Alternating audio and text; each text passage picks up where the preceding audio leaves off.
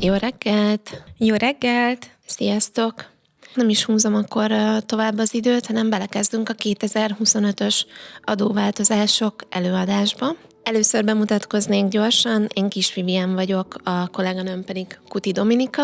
Most már több mint egy éve együtt dolgozunk a könyvelőirodában, az MNGT Accounting a könyvelőirodánknak a neve, ami a Management Accounting, ez a vezetői számvitelről kapta a nevét, azért, mert szeretjük támogatni a könyvelés által, meg a könyvelés nyújtotta lehetőségekkel a vállalkozóinkat.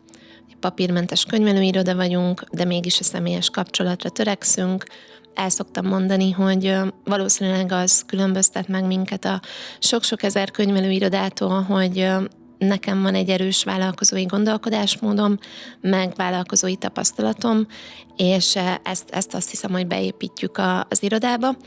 Neked mi a véleményed, Domi? Milyen nálunk dolgozni az elmúlt egy évben, és hogy érzed magad a szakmában? Én 2021 óta követem Vivinek a munkásságát igazából, szóval nekem nagy vágyam volt egyszer vele együtt dolgozni, úgyhogy ez kicsit több mint egy éve sikerült is. Én borzasztóan jól érzem magam, nagyon elhivatott vagyok.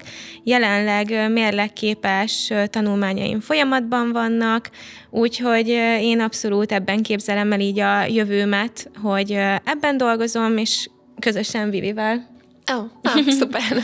Ennek örülök. Nem beszéltük meg előre, hogy mit fogsz mondani, az sem, hogy mit kérdezek, mert bíztam benne, hogy ezek a benyomásaid én is így érzem a mindennapokban. Úgyhogy köszönöm, Dominika, hogy itt vagy velem, és segítesz bemutatni az adóváltozásokat itt a hallgatóinknak.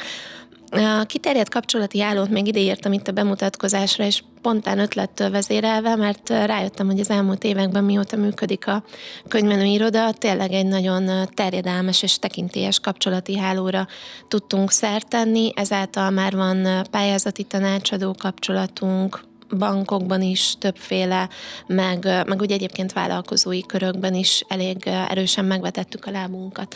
Úgyhogy ez az, amit az irodánkról, meg rólunk igazából előjáróban tudni érdemes. És akkor nézzük az adóváltozásokat. De ezt a képet azért tettem ide, mielőtt belekezdenénk a tényleges adóváltozásokba, mert én így érzem magam már itt az adórendszerben. Néha ilyen derültékből villámcsapásként érnek felismerések meg adóváltozások. Viharos is a környezet, nagyjából ennyire lehet üzletet tervezni itt most jelen pillanatban a kisvállalkozói szektorban, de nem baj, ez nem tántorít el minket, csak ha te is úgy érzed, hogy egy kicsit viharosak a mindennapok, akkor hát nem vagytok ezzel egyedül, de ezért jó, hogy itt vagytok, és hogy beszélünk az adóváltozásokról, meg ugye a legfontosabb pénzügyi tudnivalókról. A tematikánk az így fog felépülni, tehát először beszélünk azokról a változásokról, ami vállalkozókat érint, jó és vagy érdekes hírekről, aztán kitekintünk így a kevésbé jó hírek felé, aztán megnézzük, hogy összességében mire kell figyelni a vállalkozóknak, aztán egy pár szó a vendéglátásról, és utána pedig érintünk olyan adóváltozásokat, ami mindenkit érint, tehát ami magánszemélyt és a lakosságot is érinti. Most január vége van, amikor felvesszük ezt az adást, és múlt héten ért minket az a nagy, váratlan meglepetés, meg jó hír igazából, hogy emelkedik az alanyi adómentes határ. Ez konkrétan úgy történt, hogy hosszú évek óta várja a szakma, várják a vállalkozók, ugye, hogy emelkedjen az alanyi adómentes határ. 12 millióra be van betonozva azért most már egy 4-5 éve. Azelőtt emelték, de ugye már elinflálódott az értéke jelentősen az elmúlt években. És hát nem jött az alanyi adómentes határemelése itt az év vége felé az adóváltozásokkal együtt. Cserébe múlt hét csütörtökön bejelentette Nagy Márton, ugye gazdasági csúcsminiszterünk, hogy emelkedik az alanyi adómentes határ 18 millió forintra, és hétvégén már meg is jelent a magyar közlönybe. Ez azért nagyon érdekes meg jó hír, mert sok mindent még nem tudunk ezzel kapcsolatban. És itt az elején szeretnék egy érdekes hasonlatot hozni nektek, ugye mit keres itt egy zsák alma, azért, mert mindig van a hallgatóságban valaki, akinek tudok új szempontokat adni ezzel a hasonlattal. Hosszú évek óta ezt szoktam használni, és ezt most engedjétek meg, hogy egy percben elmondjam, hogy ez miért fontos most ezt idehozni az alanyi adómentes határhoz. Nézzük meg, hogy az áfa az mondjuk olyan, mint egy adag alma, tehát egy külön kosár alma. Itt tevékenykedünk, üzletet kötünk, ugye vállalkozók vagyunk, és kezeljük úgy az áfát, mint hogyha az tényleg egy teljesen külön kosár alma lenne, attól függetlenül, amit értékesítünk, tehát hogy mi a portékánk. Valaki vagy kereskedik almával is, vagy nem kereskedik almával. Tehát ő vagy alanya ennek az almakereskedői körnek, vagy egyszerűen nem az. Tehát vagy áfakörös, ugye, vagy alanyi adómentes. Viszont ezt tudni kell, hogy az alma az minden esetben az államé. És az összes alma az államé. Tehát, hogyha én eladom itt ezt a mikrofont valakinek a stúdióban, és én almakereskedő is vagyok, akkor ráteszem még azt a pár almát is, de amit ő átad nekem, almákat, azt én viszem az államnak. Viszont mivel az alma az egy ilyen fizikai dolog, igazából az áfa is ugye az, hiszen pénzről beszélünk, ezért ha ő kifizette nekem ezt az alma mennyiséget, akkor a saját beszerzései után ő levonhatja, amit ő már megfizetett, hiszen hogyan adnánk oda ugye ugyanazt az almát többször az államnak. Tehát van egy mennyiség, és ebből minden az államé. Úgyhogy ezért szoktam ezt a hasonlatot alkalmazni, hogy az áfa, az egy külön kosár alma, az nem a cégnek a bevétele, az nem a vállalkozásnak a bevétele, meg nem az egyéni vállalkozásé, hanem az államé. És akkor az történik most velünk, hogy a 12 millió forintról ez a határ, amíg valaki eldöntheti, hogy almakereskedő-e vagy sem, ugye, hogy alanyi adómentes vállalkozóként tevékenykedik, vagy áfakörös vállalkozóként, ez a bevételi értékhatár, ez emelkedik 18 millió forintra. Érdekes helyzet, hogy ezt ugye január 25-én tudtuk meg a Magyar Közlönyből, és visszamenőlegesen is lehet erről dönteni, mivel ez egy kedvezményt adó rendelkezés, ezért nincsen gond a visszamenőlegességgel. Leszámítva azt, hogy vannak, akik nem, tehát eddig ugye úgy tudtuk, meg úgy is tervezték az évüket, hogy nem volt választásuk, hiszen áfakörbe kerültek tavaly vagy tavaly előtt, és nem jöhettek vissza az alanyi adómentességbe 2025-tel, tehát ők már elkezdtek működni, és elkezdtek áfás számlákat kiállítani, vagy esetleg ugye áfás nyugtákat, hogyha kereskedelemről beszélünk, vagy pénztárgéppel állítja ki valaki ugye a nyugtákat a vásárlóinak. Tehát itt már azért a forgalomban van minimum 20 pár napnyi áfás nyugta meg számla, amit, hogyha visszatérünk az alma hasonlathoz, akkor valaki már beszedte azt az almát, a másik fél meg le akarja vonni azt az almát, de bejött ez a helyzet, hogy február 28-ig választható lesz, hogy mégsem áfásan szeretnék működni, hanem alanyi adómentesen, és állítólag a 850 000 vállalkozó van, akit ez érint Magyarországon, ezt a számot hallottam a rádióban, nem tudom, hogy mennyire valid, de az biztos, hogy nagyon sok embert érint ez a téma. Nehéz. Még nem látjuk pontosan ma, amikor ezt a felvételt készítjük, hogy mi lesz a javításnak a módja. Az biztos, hogy sztornózni vagy helyesbíteni kell majd számlákat, de hogyha ettől eltekintünk, tehát hogy lesz ezzel adminisztrációs bonyodalom, az mindenféleképpen jó hír, ugye, hogy egy nagyobb vállalkozói kör élhet az alanyi adómentességnek az előnyével. Nem ér a 2 éves szabály, tehát aki 2023-ban lépett át az áfa körbe, és ezért nem tudott visszalépni, idén még ő most visszaléphet, illetve az is, aki ugye a 12 milliót meghaladta tavaly az árbevétele, de a 18 millió forintot viszont nem éri el, akkor ő szintén visszaléphet az alanyi adómentes határ alá. Csak erről külön nyilatkoznia kell, amiről most jelen pillanatban még mindig nem tudunk, hogy hogyan kell nyilatkozni, de biztos, hogy nem lesz túl bonyolítva, tehát valószínűleg az online nyomtatvány kitöltő alkalmazáson belül lehet majd erről nyilatkozni. Hát ez egy jó hír összességében, csak egy kicsit ugye gondolkozni kell rajta, hogy hogyan tudjuk majd jól kezelni. Igen. Van még jó hírünk itt az alanyi adómentességgel kapcsolatban, mégpedig az, hogy bejött egy EU-s alanyi adómentesség, egy ilyen közösségi alanyi adómentesség, ami választható lesz. Ez szintén nagyon érdekes változás, mert itt a digitalizált világban a kereskedelmi határokat, a határon átnyúló kereskedelmet azt elő tudja segíteni az, hogy külföldön is, ugye EU tagállamokban választható lett ez az alanyi adómentesség. Eddig csak ott lehetett alanyi adómentes egy vállalkozás, ahol a székhelye volt, vagy külön telephelye volt, tehát ahol fizikailag valójában működött. 2025. január 1-től ezt egységesen szabályozza az Európai Unió, és ezáltal ugye egyszerűsíti is az adminisztrációt, meg ez egy új lehetőség a kereskedelemnek az élénkítésére. Szokott érkezni kérdés, hogy ez mégis akkor kinek ugye lehet hasznos. Webshopoknak jellemzően, akik értékesítenek esetleg külföldre is, nem csak Magyarországon, online szolgáltatóknak nagyon fontos, akiktől igénybe tud venni innentől kezdve kedvezőbb áron külföldi megrendelő is például ugye szolgáltatást, és az online rendezvény, konferencia, előadás, tehát az ilyen jellegű tevékenységet végző vállalkozásoknak lehet ez előny, ez az EU-s alanyi adómentesség. Van néhány kritériuma. Az uniós szintű 100 000 euró árbevételi határ az egyik, tehát azt nem lehet átlépni. Figyelembe kell venni a tagállami egyéni árbevételeket, ami jó hír, hogy eltérhet az áfa státusz tagállamonként, tehát előfordulhat az is, hogy valaki például Magyarországon áfakörös, de Németországban alanyi adómentes, és bármelyik ugye Európai Uniós tagállamban választható.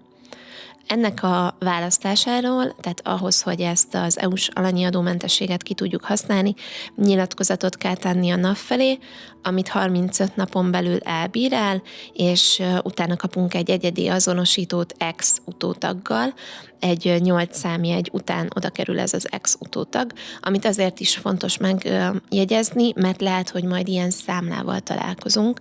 Ugye ez EU-n belül működik, tehát az is elképzelhető, hogy EU-s szolgáltatók vagy EU-s ugye, vállalkozók Magyarországon szeretnének majd piacot szerezni maguknak, és akkor mi találkozunk majd befogadó oldalon ilyen számlával, amin ex utótag lesz.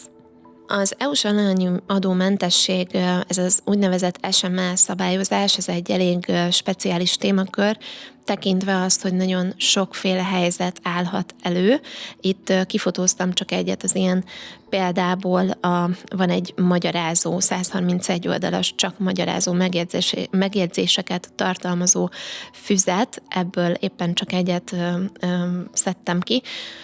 Úgyhogy első körben azt érdemes végig gondolni, hogy számodra előnyös lehet ez az EU-s alanyi adómentesség, és utána pedig érdemes ugye úgy körbejárni ezt a témát, hogy olyan szakemberrel veszed fel a kapcsolatot, aki jártas ebben, mert sokféle eshetőség előfordulhat.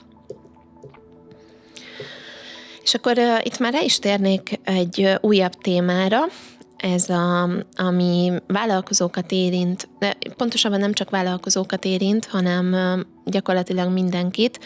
Egy új fogalom került be itt a 2025-ös adóváltozásokkal a mindennapjainkba, ez pedig a valorizálás, vagyis infláció követő adózás.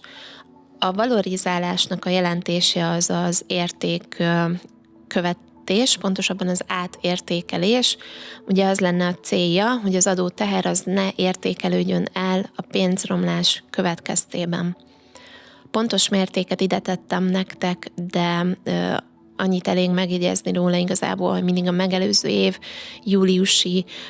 júliusban közzétett KSH adatok alapján az infláció mértéke az, amivel át kell értékelni az adónak az összegét, és meg kell határozni. Ezt minden évben a NAV október 31-ig közzéteszi, és utána fogjuk megtudni, hogy pontosan akkor mennyi az az adó, amennyit fizetni kell. Ami infláció követő lett, ez a regisztrációs adó, a gépjárműadó, cégautóadó, gépjármű átírási illeték és a jövedéki adó. Ezek jellemzően azért tételes adók, tehát valahol érthető, hogy infláció követővé teszik, mert valójában romlik az értéke ugye az inflációval ellentétesen. Ami szerintem ebből ugye fejtörést okozhat, meg egy kicsit mélyebben a zsebünkön fogjuk érezni, az a jövedéki adó, hiszen a jövedéki termékeknek azért viszonylag széles a köre, meg ugye ott van az üzemanyag, ami meg mindennek az árába beépül. Tehát az, hogy a jövedéki adó is infláció követő lett, és innentől kezdve minden évben emelkedni fog, az nem jó hír. Változott ezzel kapcsolatban még a törvényben a környezetkímélő gépkocsinak a megítélése. Ez szeptember 1-től változott, csak ugye most emelkedett törvényi erőre, vagy hogy kell ezt jól kifejezni, de benne van az adóváltozásokban. A teljesen elektromos autók maradnak mentesek a felsorolt korábbi adókból, regisztrációs adó, cégautóadó, gépjármű meg illeték alól, és amik eddig voltak, ott van a pontos besorolása a forgalmiban, ezek a hibrid meg plug-in hibrid autók, ők kikerülnek a környezetkímélő gépkocsi megnevezésből, ezáltal azt jelenti, hogy egy nagyobb adózói réteg kerül vissza ezeknek az adóknak a hatálya alá. Magyarul számukra ez egy jelentős emelés lesz 2025-től, és további pedig 2026-tól, tehát itt lesz majd átfedés abból, hogy mikor kerülnek vissza ezeknek az adóknak a hatálya alá. Gépjárműadóról határozat érkezik, minden évben ez így van már, csak ugye volt változás a gyakoriságban, hogy eddig 2 részletben fizettük, tavaly már egy részletben, vagy egy összegben kellett megfizetni április 15-ig, és most az emelkedés miatt várjuk ugye a határozatokat majd március elején, hogy akkor mennyi az a gépjárműadó, amit fizetni kell, ezt ugye magánszemélyek is fizetik. Cégautóadó 2025-ben emelkedett 20%-kal. Itt láthatóak az új mértékek. Ez tavaly például 37 000 forint helyett 31 000 forint volt, 49 000 helyett 41 000 volt.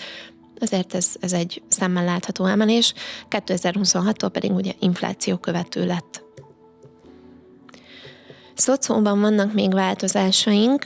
Munkáltatók talán emlékeznek rá, hogy az elmúlt években ez egy jó ösztönző volt, hogy a munkaerőpiacra lépők után szocó kedvezményt kaphattak a munkáltatók. Ugye ki az, aki munkaerőpiacra lépőnek számít, az egy elmúlt időszakot kell vizsgálni, 365 napot néztünk vissza eddig, de most ez is változik, kevesebb időt fogunk visszanézni. Jellemzően ugye a szülési szabadságon lévő anyukákról van szó, vagy olyanok, akik passzívak voltak a munkaerőpiacon, és ez a szocó kedvezmény, ez ösztönözte a munkáltatókat, hogy őket visszahívja a munkaerőpiacra. Változik a kedvezménynek a mértéke is, és az időtartam is, ameddig a szocó kedvezményt igénybe lehet venni, ezek után a munkavállalók után. TEAOR 25, ez is egy izgalmas téma, itt az év elején jó kis adminisztrációs feladatot hozott nekünk a nyakunkba. Az a gazdasági tevékenységek egységes osztályozó rendszere, ez az, ami alapján besoroljuk azt, hogy a vállalkozók milyen tevékenységeket végeznek, tehát mi az a tényleges gazdasági tevékenység, amivel ugye a vállalkozás foglalkozik. Ez a TEAOR, ez leképeződik az ÖVTE kódba is, ami az egyéni vállalkozóknak, ez az önálló vállalkozói tevékenység jegyzéke, illetve a TESZOR jegyzékbe is. ezért fontos ennek a változása. Ez 2008-as bevezetésű volt, az, amit eddig használtunk. Hát itt ugye eltelt el egy szemmel látható idő, és volt egy EU-s módosítás is, tehát ez már szükséges volt, hogy ehhez hozzányúljanak. Bővültek a kategóriák, és ami egy érdekes változás, hogy nem az eladási forma meg a csatorna képezi itt az osztályozásnak a feltételeit, hanem az eladott termék. Ez a kereskedelmi tevékenységeknél fog szemmel látható lenni, illetve a közvetítői tevékenység is elkülönült. Ami jó hír ezzel kapcsolatban, hogy a hatóság automatikusan átfordítja mindenkinek ezeket a tevékenységi kódokat, legkésőbb 2025. január 31-ig, aztán, hogy ténylegesen ugye ez jól sikerül-e, mindenkinek megfelelőre lett átfordítva vagy sem, és egyáltalán lezajlik-e ez valóban egy hónap alatt, ezt figyelemmel kell kísérni, de jó hír, hogy nekünk különösebben azért ezen most nem kell még izgulni. Az egyéb tevékenységek közül csak az egyértelműen átsorolható tevékenységeket sorolja át automatikusan az adóhatóság. Itt azért ezt már tényleg meg kell majd nézni, de ezt is mindenféleképpen január után érdemes ezzel foglalkozni, mert ez folyamatában zajlik. Egyéb tevékenységek a melléktevékenységek, tehát nem a fő tevékenységről beszélünk, hanem az összes további tevékenységről. Ahol a tevékenység maga több kódra válik szét, ott nem is történik automatikus átfordítás. Július 1-ig van a vállalkozóknak bejelentési kötelezettségük, tehát július 1-ig azért mindenki nézze meg, hogy a saját törzsadataiban, vagy a saját nyilvántartásában, ugye az ő vállalkozásához kapcsolódóan mire lett átfordítva a tevékenység, mert azért itt már az elmúlt hetekben hallottunk érdekes dolgokat. Tényleg mindenkinek javaslom, hogy nézze át a sajátját. Az egyéni vállalkozók ezt a webes ügysegéden tudják módosítani, a cégek viszont a könyvelőjük segítségével egy külön bejelentéssel tudnak módosítani. Megjegyeztem itt magamnak, amikor átnéztem a 2025-ös adóváltozásokat, hogy jelentősen nő az egyénnek a felelőssége idén. Eddig is ugye vállalkozónak lenni az felelősséggel járt, hiszen mind a gazdasági tevékenységért, mind ugye a hatóságok felé kommunikálás az a nap végén a vállalkozónak a felelőssége, hogy jogkövető magatartással működjön, és hogy minden rendben legyen. De most már ez ismét egy kicsit a zsebünkön érezhetjük azt a felelősséget, hogyha nem teszünk eleget mindennek úgy, ahogy illene. Az általános bírságtételek emelkedtek a 2-szeresére, méghozzá a maximum kiszabható bírságtételek. Jellemzően azért az első kihágásra az adóhatóság nem szab ki maximum bírságtételeket, sőt, alapvetően nem is az az első, hogy bírságol. Vannak olyan kifejezett bűnök, amikért egyből bírságol, ez ugye a nyugta meg a számlaadásnak az elmulasztása, be nem jelentett foglalkoztatott, tehát ezek azért vörös posztó az adóhatóság szemében, de alapvetően, aki jogkövetően igyekszik tenni a dolgát, neki nincs mitől tartania. Bár bejön egy új ellenőrzési pont is, az adategyeztetési eljárás, amiről Domi mesél nektek bővebben. Az adategyeztetési eljárás az tulajdonképpen 2025. január 1-től a jogkövetési vizsgálatot fogja megelőzni, hiszen eddig az adóhatóság egyből jogkövetési vizsgálatot indított, hogyha bármilyen eltérést észlelt, de mostantól az adategyeztetési eljárás lép érvénybe.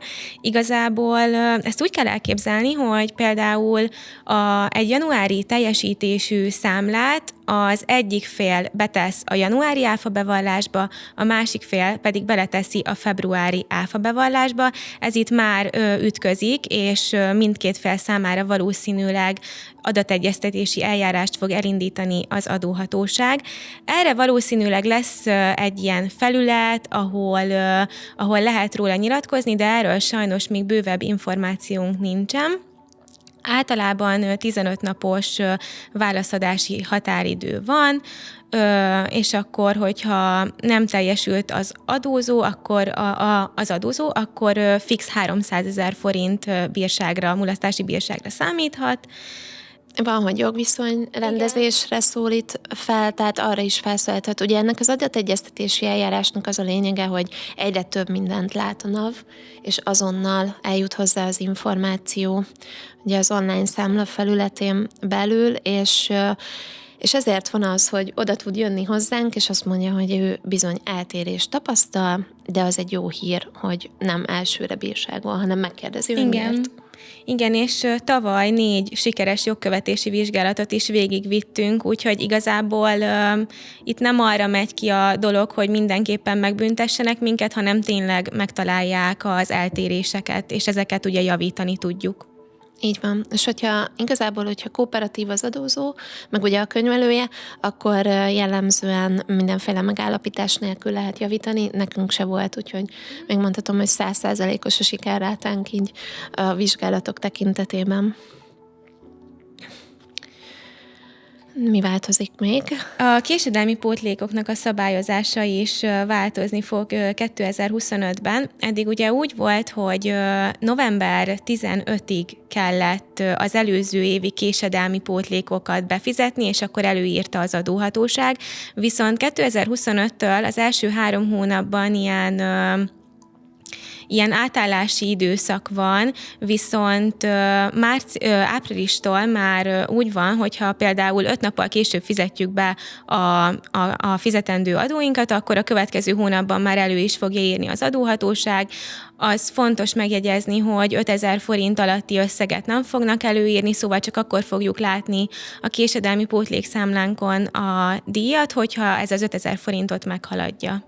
Igen, és hát ez a késedelmi pótlék havi meghatározása, ez az adóhatóságnak egy jó hír, nekünk pedig az a jó hír, hogy az adminisztrációs terheink csökkennek egy picit, meg talán itt megint infláció követéssel a helyére kerül az, hogy emelkedik a könyvvizsgálatnak az értékhatára. Eddig méghozzá a duplájára. 2 szempontot kell figyelni annál, hogy melyik vállalkozás az, amelyik könyvvizsgálatra kötelezett, a nettó árbevételt és a foglalkoztatottaknak a számát. Mostantól az üzleti évet megelőző 2 év üzleti év átlagában a 600 millió forintot nem haladhatja meg az árbevétele a vállalkozásnak, hogyha ugye meg akarja úszni a könyvvizsgálati kötelezettséget. Nem olyan rossz dolog a könyvvizsgálat, de azért jelentős a különbség a között, hogy 300 milliós méretű cég, vagy ugye 600 milliós méretű cégről van szó, és hát itt nem visszamenőlegesen módosították a törvényt, tehát akinek 2024. december 31-én, vagy azt megelőzően kezdődő üzleti évekre még a 300 millió forintos árbevételi határérték az érvényes, tehát azt ő meghaladja, akkor bizony könyvvizsgálatra kötelezett marad. Jó hír továbbá a környezetvédelmi termékdíjnak a módosítása. Ha emlékeztek, akkor ahogy bejött ez a kiterjesztett gyártói felelősség, itt a környezetvédelmi termékdíj is átértékelődött, mert a kiterjesztett gyártói felelősség és a környezetvédelmi termékdíjban ugyanazok a termékkörök voltak benne, illetve volt benne átfedés, emiatt dupla adminisztratív kötelezettség volt. Fizetendő mérték ugyan jellemzően nem volt, mert az EPRD-ból le lehetett vonni a környezetvédelmi termékdíjat. Szerintem ezt rendezte most itt a jogalkotó a 2025-ös adóváltozásokkal.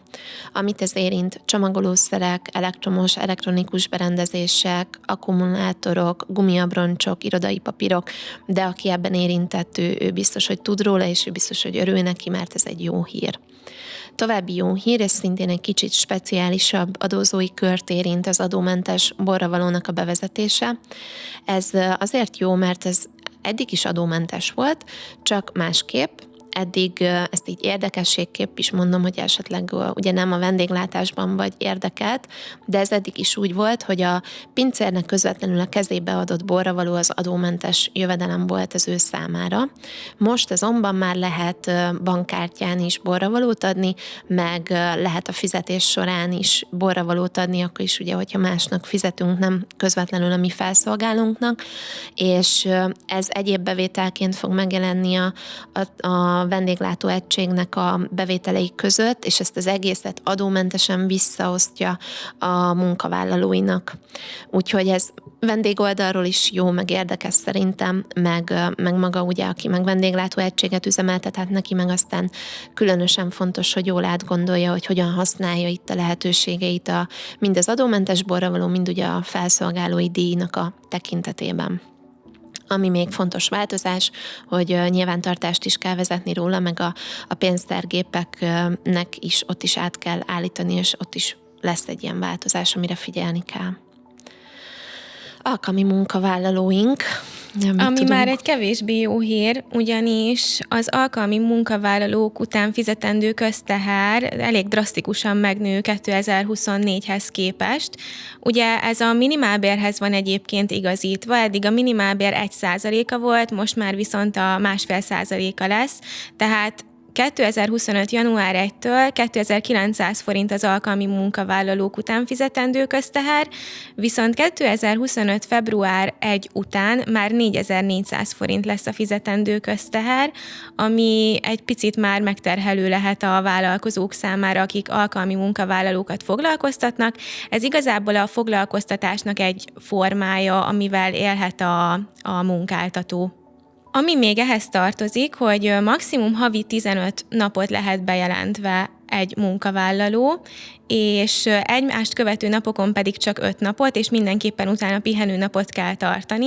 Évi 90 napot foglalkoztathat egy munkáltató, viszont évi 120 napot dolgozhat egy munkavállaló. Az is nagyon fontos, hogy azt a 120 napot a munkavállalónak kell figyelemmel követnie, ez nem a munkáltatónak a feladata. Azért szokták választani ezt a vállalkozók, mert nagyon egyszerű a bejelentése, telefonon keresztül is lehetséges, applikáción keresztül is lehetséges, és ez megkönnyíti az adminisztrációt. A minimálbér esetén fizetendő adómentes összeg a munkavállaló számára alkalmi munkavállalás tekintetében az 17.384 forint lett 2025-től, ami pedig szakképzettséget igénylő munkakör esetében foglalkoztatott alkalmi munkavállaló, nekik 20 000 forintos összeg lesz, ami adómentesen adható, és az elismert költségek is láthatóak. Ami fontos, hogyha az adómentes összeget átlépi a munkavállaló, akkor neki SZIA fizetési kötelezettsége keletkezik. Az elismert költséget viszont, hogyha a munkáltató lépi át, akkor neki is adófizetési kötelezettsége keletkezik. Szuper. Folyamatban van az e-pénztárgép és az elektronikus nyugtának is a bevezetése. Erről sajnos még pontos szabályozás nincsen érvényben, mert 2025. január 1-től tervezték bevezetni kötelező jelleggel, viszont ezt áttolták július 1-ére, úgyhogy ez igazából az adminisztrációs terheknek az egyszerűsítése miatt van, és hogy az adóhatóság tereljen minket a digitalizáció felé, de hát erről majd biztosan fogunk beszélni, hogyha pontosabb jogszabály is megjelenik róla, vagy a Magyar Közlönyben, vagy bármi, ami ezzel kapcsolatos. Igen, pletykákat hallottunk már róla. Érdekes felvetés szerintem, mert alapvetően az lenne az irány, hogy innentől kezdve mindenki csak elektronikus nyugtát adhasson, és a papírnyugtát kell majd külön kérni, tehát így megfordul az egész. Digitalizálásnak biztos, hogy az, de hogy egyszerűsítése, az majd akkor egyszerűbb, amikor már benne vagyunk és használjuk, de valóban még nem tudunk róla semmi konkrétumot. De várható. Igen. A minimálbér emelés 2025. január 1-től 9%-kal, a garantált bérminimum pedig 7%-kal emelkedett. Ez az első, egy 3 éves megállapodás van a minimálbér emeléssel kapcsolatban, és ez az első lépcsőfoka ennek. A minimálbér a szakképzettséget nem igénylő munkavállalók számára a kötelezően minimum kifizetendő bér, és a szakképzettséget igénylő munkakörök esetében pedig a garantált bérminimumot kell kifizetni. Az egyéni vállalkozóknál pedig szintén ez a minimum, amit ki kell fizetni. ugye a göngyörítéses módszerrel szoktuk kiszámolni a jövedelmet, és akkor ez nőhet természetesen, de ez az alap, amiből ki kell indulni. A minimálbér szintén a szakképzettséget nem igénylő egyéni vállalkozásos tevékenységi körök esetén fizetendő, a garantált bérminimum pedig a szakképzettséget igénylő. Igen, itt a nettó összegeket is mutatjuk, bár az igazából ugye változhat, hiszen hogyha valaki adókedvezményt tud igénybe venni, akkor nyilván a nettó bére is tud emelkedni, de erről majd a következő webináron fogunk részletesebb tájékoztatást adni. Igen, mert a következő webinárunk az pedig a foglalkoztatáshoz fog kapcsolódni. Ott fogunk jobban belemenni a munkáltatóknak a lehetőségeibe, milyen foglalkoztatási fajták vannak egyáltalán, meg milyen juttatások, adókedvezmények, adómentes juttatások vannak. Úgyhogy itt ezen előadás keretein belül ebben most nem megyünk bele részletesebben. Valami még ezzel kapcsolatban, hogy nézzük a családi adókedvezményt. Igen, érintőlegesen a családi adókedvezmény emeléséről is beszélni fogunk most, de a következő webináron ezt egy picit jobban kifejtjük majd. A lényeg, hogy 2025, január 1 és 6. hó 30 között a 10 000 forint nettó marad egy gyermek esetén, 2 gyermek esetén 20 000 forint per gyermek, és 3 gyermek esetén pedig 33 000 forint per gyermek. Ennek is 2 lépcsős az emelése. 2025. 7. hó 1 és 12. hó 31 között már 15 000 forint fog járni egy gyermekre, 2 gyermek esetén 30 000 forint per gyermek, és 3 gyermek esetén pedig 49 000 forint per gyermek. És 2026. január 1-től fog duplázódni a 2025. január 1-es összegekhez képest, és ezt fogják megkapni a munkavállalók a fizetésükkel együtt, így ugye a minimálbéres fizetésük is tud emelkedni egy kicsit. A szépkártyában is vannak változások 2025-től, ugyanis bejött egy új olyan lehetőség a munkavállalóknak, hogy a szépkártyán lévő összegnek az 50%-át ezt felújításra is költhetik. Ez például én már láttam, hogy a JISK-ben is megjelent ez, hogy bútorokra, esetleg ilyen nappali bútorokra, szóval bútorokra fel tudják használni ezt az összeget, de az fontos, hogy az egyenlegnek csak az 50%-át. Illetve létrejött egy új zseb, az új aktív magyarok zseb, ami azt jelenti, hogy havi 10 000 forint plusz juttatást adhatnak kedvezményesen a munkáltatók a munkavállalók részére, ez évente maximum 120 000 forint lehet, és ez igazából ilyen sportolási programokat támogató plusz juttatás a munkavállalók számára, és egyébként ez egy tök jó dolog szerintem, mert nagyon fontos a sportolás, és támogatnunk kell ezt. Így a 450 000 forint éves maximuma 570 000 forintra emelkedik, de fontos, hogy a 2 zseb együtt, tehát a plusz 120 000 forint új aktív magyarok zseb fog hozzá kapcsolódni. Illetve még egy lehetőség adatot meg 2025-től, ami a lakhatási támogatás, amit szintén a munkáltató adhat a munkavállaló részére, de ez természetesen saját döntése, hogy szeretné-e adni, vagy nem.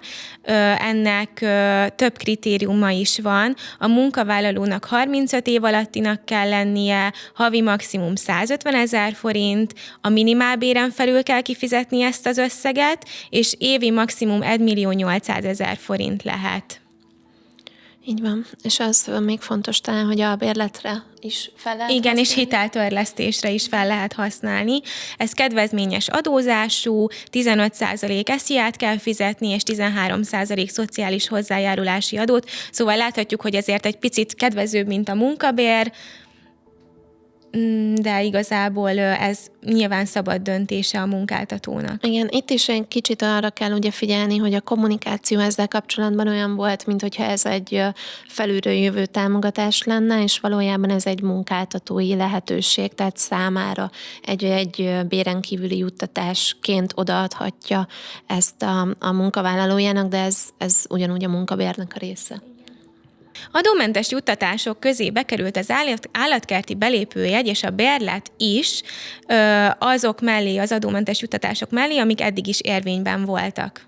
És ezekről is akkor a következő előadásban fogunk részletesebben beszélni, hogy mik azok, amik ugye eddig is voltak. És feltörhető lett az önkéntes magánnyugdíjpénztár is, akinek van ilyen jellegű megtakarítása, vagy a családtagjainak van ilyen önkéntes magánnyugdíjpénztára. Ugye eddig ez úgy működött, hogy ha valaki úgy döntött, hogy megszünteti ezt a fajta megtakarítási formát, akkor az eddig kapott adókedvezményt azt vissza kellett fizetnie, méghozzá büntető kamattal együtt. Na most ez az, ami 2025-ben nincs, tehát most szabadon feltörhetőek ezek a pénztárak, és adómentesen lakás célra lehet felhasználni, jelzáloghitelt lehet ezzel törleszteni, vásárolni lehet ingatlant, illetve felújítási munkákra lehet elkölteni. Még ami a lakossági megtakarításhoz kapcsolódik, az úgynevezett TBS számlákhoz kapcsolódó változás. A TBS az csak röviden, az egy hosszú távú befektetési forma, ami a lakosság egy részét ugye érinti, a pénzügyileg tudatosabb részét, aki ezzel foglalkozik. Kedvező, mert 5 éven túl teljesen adómentes tud lenni.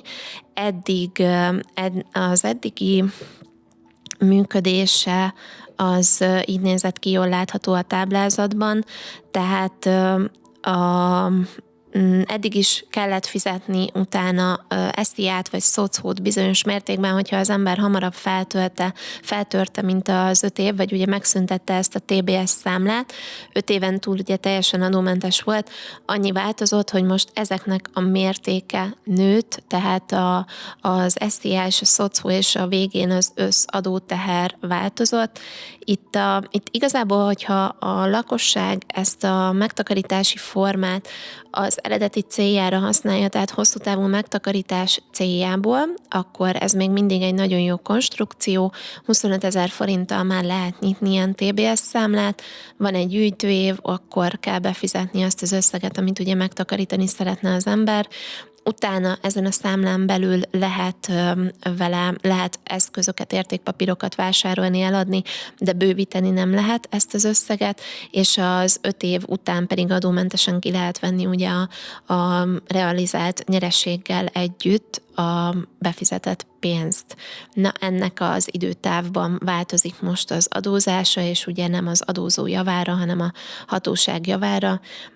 Az állam inkább az állampapír felé terelni ugye a lakosságot, mint az ilyen jellegű egyéni megtakarítások felé.